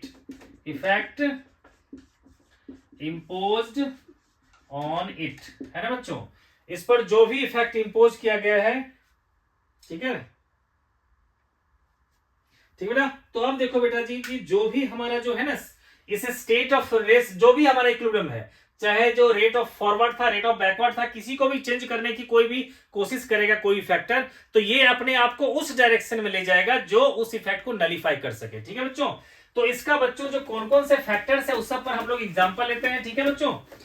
तो देखो बच्चों, बुक में भी इसके स्टेटमेंट है, तो बच्चे बुक वाले भी स्टेटमेंट आप लोग लर्न कर सकते हो, ठीक है, और ये शॉर्टकट वाला था बेटा, उसको भी कर सकते हो। देखो तो अब बेटा सबसे पहला लेते हैं हम लोग इफेक्ट ऑफ प्रेशर, या इफेक्ट ऑफ, पहले कॉन्सेंट्रेशन ले लेते हैं, सबसे सिंपल है इफेक्ट ऑफ कॉन्सेंट्रेशन। ठीक है बेटा, इफेक्ट ऑफ कॉन्सेंट्रेशन। तो इसमें क्या कहता है बच्चे, ठीक है, इसको समझने का सीधा सा तरीका यही है बच्चे कि अगर मान लो आपकी पॉकेट मनी को अभी आपके पेरेंट्स अगर डबल या ट्रिपल कर दे, तो क्या आप जिस रेट से पहले खर्च करते थे क्या उसी रेट से अभी भी खर्च करोगे? तो ऑब्वियस सी बात है, कहोगे कि नहीं सर उसके बाद फिर मेरा खर्चा भी क्या होगा, डबल ट्रिपल हो जाएगा, है ना। तो यही होता है हमारा, ठीक है, कि by increasing the concentration of, जैसे मान लो बेटा ये इक्विलिब्रियम है ना, इधर रिएक्टेंट है आगे प्रोडक्ट है, तो या तो मैं कॉन्सेंट्रेशन ऑफ रिएक्टेंट को बढ़ा दूं या कॉन्सेंट्रेशन ऑफ प्रोडक्ट को घटा दूं, तो रिएक्शन क्या हो जाएगा, फॉरवर्ड। ठीक है, तो लिखूंगा मैं if we increase the concentration of reactants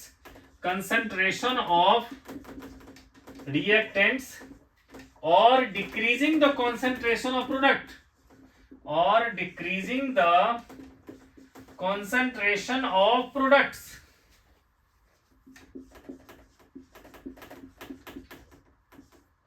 ठीक है बेटा, reaction shifts in forward direction, reaction shifts majorly in, ठीक है, इन फॉरवर्ड डायरेक्शन, फॉरवर्ड डायरेक्शन। ठीक है ना बच्चे, रिएक्शन किधर हो जाएगा, forward direction, and vice versa, इसका उल्टा भी हो जाएगा, एंड तो वाइस वर्सा लगा देते हैं ना, वाइस वर्सा,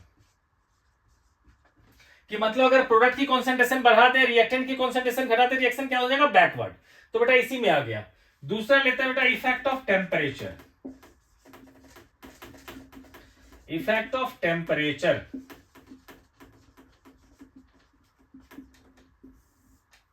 देखो बेटा इफेक्ट ऑफ टेम्परेचर में क्या आएगा, देखो अगर मान लो क्या होगा, ठीक है, कि जब आप जहां पर भी हो अगर आपको ठंड लगने लगेगी, है ना, मैंने ठंड बढ़ा दिया, मान लो एसी का कूलिंग बढ़ा दिया, है ना, तो अपने आप को क्या करोगे, वो उस तरफ लेके जाओगे जहां से आप लोग को थोड़ा सा हीट मिल सकता है। ठीक है, यानी कि अगर मान लो कहीं पर बेटा जी रिएक्शन को मैंने देखा कि रिएक्शन अपने आप जो है हीट रिलीज कर रहा है, ठीक है, अपने आप फॉरवर्ड डायरेक्शन में अगर वो हीट रिलीज कर रहा है, और मैं क्या करूंगा कि टेम्परेचर को डिक्रीज करता हूं, ठीक है, तो रिएक्शन किधर जाएगा, जिधर से उसको हीट मिल सकता है, यानी कि फॉरवर्ड चला जाएगा, है ना।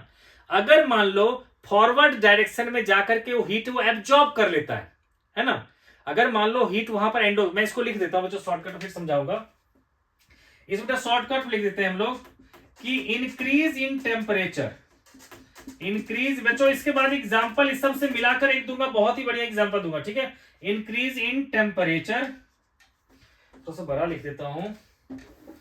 देखो बेटा यहां पर क्या लिखने वाला था मैं, increase in temperature favours the forward direction, favours the endothermic reaction, favours the endothermic reaction, यानी कि जिस डायरेक्शन में एंडोथर्मिक है उधर रिएक्शन चला जाएगा अगर आपने टेम्परेचर बढ़ा दिया। और इसी का उल्टा क्या हो गया कि decrease in temperature, decrease in temperature favours exothermic reaction, है ना बच्चे, एक्सोथर्मिक रिएक्शन, यानी कि कोई रिएक्शन अगर एंडोथर्मिक है तो उसके लिए फेवरेबल कंडीशन क्या होगा, उसको और हीट जो है उसका टेम्परेचर बढ़ा दो। थर्ड है बेटा जी इफेक्ट ऑफ प्रेशर, इसमें बेटा दो पार्ट आता है, तो इसीलिए बच्चों इसको ध्यान से देखना है आपको, इफेक्ट ऑफ प्रेशर, इसमें बच्चों दो पार्ट आता है। पहला part if delta m g equals to 0, है ना।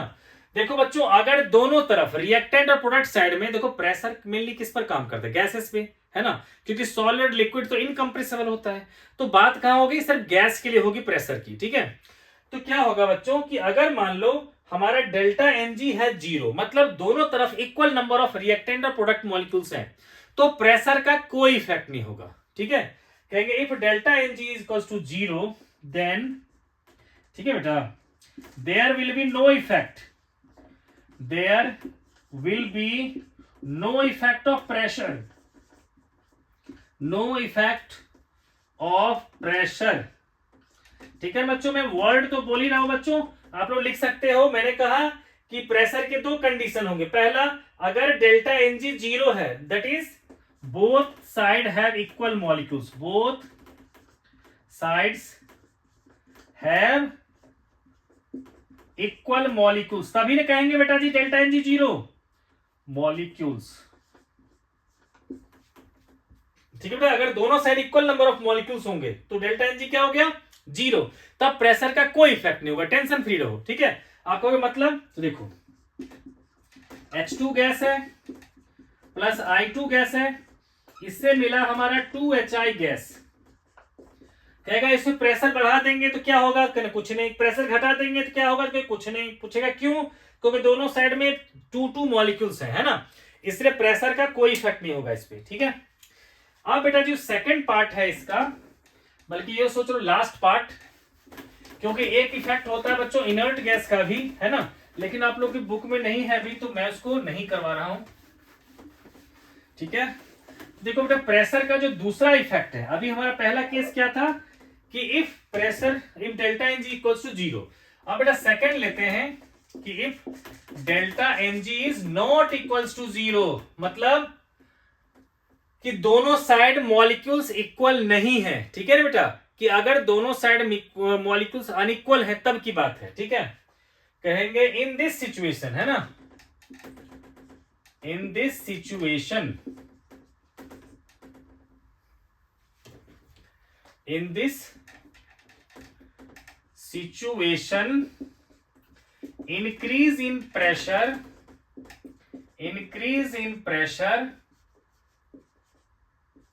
shifts the reaction side,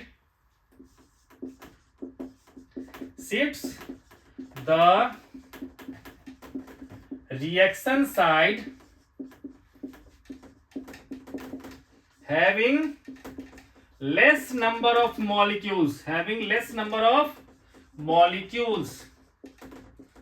है ना बच्चे। तो बच्चे इन सारे फैक्टर्स को एक्सप्लेन करने के लिए एक क्वेश्चन जो पेपर में बार बार पूछा जाता है, उस दोनों को हम लोग एक साथ कर लेते हैं। ठीक है, तो देखो बेटा एक क्वेश्चन आता है आपसे, ठीक है, कि right the favourable condition, right the favourable condition for the production of ammonia, है ना बच्चे, जिसको हम लोग कहते हैं NH3 बाय हैवर्स प्रोसेस। ठीक है, बाय हैवर्स प्रोसेस। देखो हैवर्स प्रोसेस से अमोनिया का प्रिपरेशन के लिए सारे फेवरेबल कंडीशंस आपको लिखने हैं।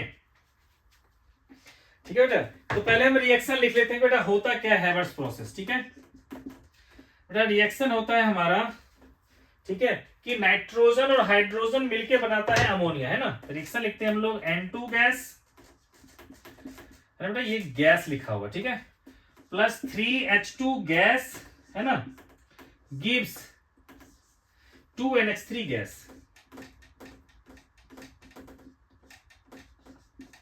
ठीक है, और यहां दे रखा है बच्चों डेल्टा H दे रखा है नेगेटिव।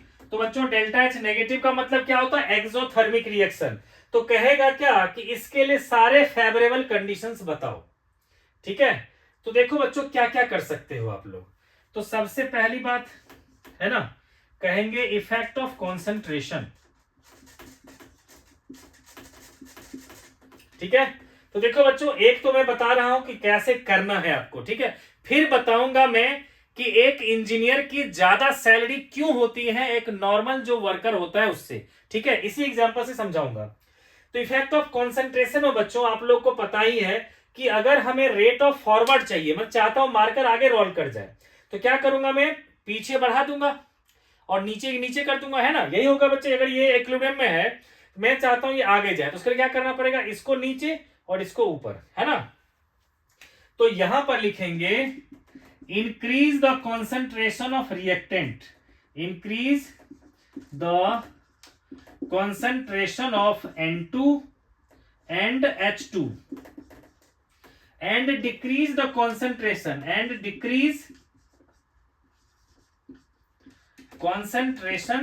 of ammonia, है ना। तो प्रोडक्ट की कॉन्सेंट्रेशन कम कर दो और रिएक्टेंट की कॉन्सेंट्रेशन को बढ़ा दो। ठीक है बेटा। अब दूसरा सिचुएशन जो होगा इफेक्ट ऑफ टेम्परेचर, है ना, इफेक्ट ऑफ टेम्परेचर। तो बेटा आपको मैं लिखवाया था कि इंक्रीज इन टेम्परेचर फेवर करता है एंडोथर्मिक रिएक्शन को। तो ये कौन सा रिएक्शन है? Exothermic reaction. तो इसको कौन फेवर करेगा? Decrease in temperature. तो हम क्या करेंगे? Temperature should decrease. ठीक है, temperature should decrease, temperature should decrease. Okay बच्चे। अब थर्ड सिचुएशन जो है वो है बेटा effect of pressure, effect of pressure.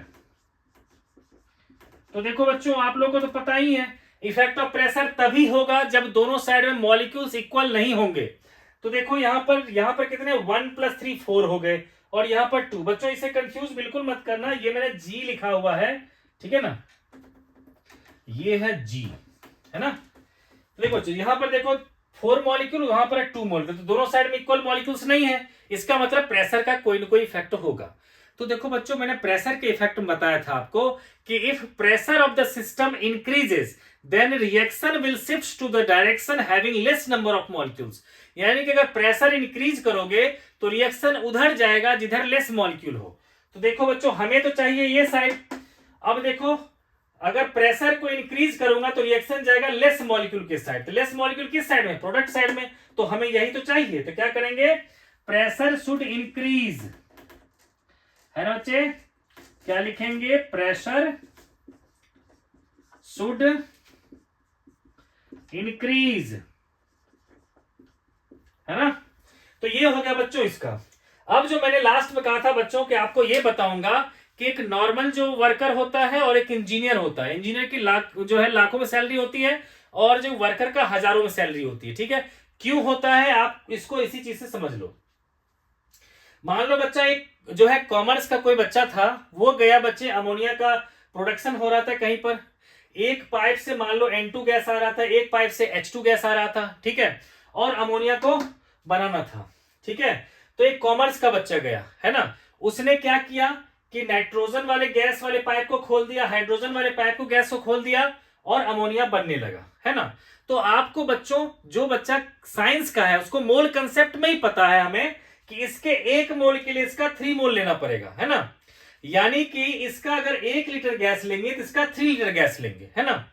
तो साइंस वाला बच्चा तो ये समझेगा, है ना, कि इसके 1 लीटर के लिए इसका सिर्फ 3 लीटर ही लेना है। लेकिन कॉमर्स वाले बच्चे को तो पता नहीं होगा, वो क्या करेगा कि ढेर सारा नाइट्रोजन भी दे देगा, ढेर सारा हाइड्रोजन भी दे देगा। तो उसमें क्या होगा कि एक्स्ट्रा नाइट्रोजन वेस्ट हो जाएगा, है ना। तो उसको सैलरी क्या होगी? सबसे कम।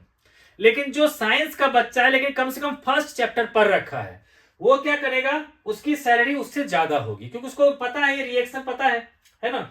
तो वो क्या करेगा? कहेगा 10 मिनट के लिए नाइट्रोजन गैस को छोड़ो तो 30 मिनट के लिए जो है हाइड्रोजन गैस को छोड़ो उस कंटेनर में, है ना। इससे क्या होगा कि वेस्टेज ऑफ नाइट्रोजन गैस नहीं होगा, तो कंपनी को प्रॉफिट होगा, तो उसकी सैलरी थोड़ी ज्यादा होगी। ठीक है बच्चों, तो यहां तक तो है कि वो बच्चा जो फर्स्ट चैप्टर पढ़ रखा है। लेकिन आप लोग जैसे बच्चे जिसने इक्विलिब्रियम चैप्टर भी पढ़ रखा है, ठीक है, तो उसको देखो कितनी ज्यादा सैलरी मिलेगी। ठीक है, क्योंकि आप उससे भी ज्यादा कंपनी की बचत कर दोगे। ठीक है, कैसे कहोगे? सेम मशीनरी में ऐसा करो किसके जितने भी फेवरेबल कंडीशंस है ना। आप कहो कि ऐसा करो कि ये आपको पता है कि इक्विलिब्रियम रिएक्शन जो है ये डेल्टा H नेगेटिव है, आप करो कि ऐसा करो कि टेम्परेचर इसका कम कर दो, है ना, थोड़ा इलेक्ट्रिसिटी बिल भी कम आएगी, है ना। इसका लिए क्या करो? टेम्परेचर को कम कर दो। तो ऑब्वियस सी बात है जैसे टेम्परेचर कम करोगे तो इसको सपोर्ट करेगा कि टेम्परेचर शुड डिक्रीज करना चाहिए ताकि ज्यादा से ज्यादा अमोनिया बनने लगे, तो अमोनिया का प्रोडक्शन बढ़ गया, है ना। फिर आपने कहा रुको एक काम और करते हैं, ठीक है, प्रेशर को इंक्रीज कर दो, है ना। प्रेशर जैसे इंक्रीज कर दिया तो थर्ड फैक्टर भी आपका सपोर्ट में आ गया कि प्रेशर शुड इंक्रीज, तो उससे अमोनिया का प्रोडक्शन और बढ़ गया, है ना। फिर उसके बाद आपने कहा कि चलो ठीक है अब क्या करो, नाइट्रोजन और हाइड्रोजन की कॉन्सेंट्रेशन को और बढ़ा दो और जो भी अमोनिया प्रोड्यूस हो रहा है कंटेनर में उसको निकालते जाओ। यानी कि इस दोनों की कॉन्सेंट्रेशन बढ़ा दो और इसकी कॉन्सेंट्रेशन घटा दो, इससे क्या होगा बच्चों, और ज्यादा प्रोडक्शन बढ़ जाएगा। तो इस तरह से क्या हुआ, सेम मशीनरी से आपने आउटपुट जॉब बहुत ज्यादा बढ़ा दिया है ना। तो इसीलिए क्या होगा कि इसीलिए जनरली होता है बच्चों कि जो नॉर्मल वर्कर होते हैं और एक इंजीनियर होता है, तो इंजीनियर की लाखों में सैलरी होती है, एक नॉर्मल वर्कर की क्या होती है बच्चों, हजारों में सैलरी होती है। ठीक है बच्चों, तो ये था बच्चा हमारा केमिकल इक्विलिब्रियम। अब बच्चों हम लोग नेक्स्ट वीडियो में डिस्कस करेंगे आयनिक इक्विलिब्रियम को। तो बच्चों इस चैनल को जरूर सब्सक्राइब करो, मिलते हैं हम लोग नेक्स्ट वीडियो में। Thanks for watching.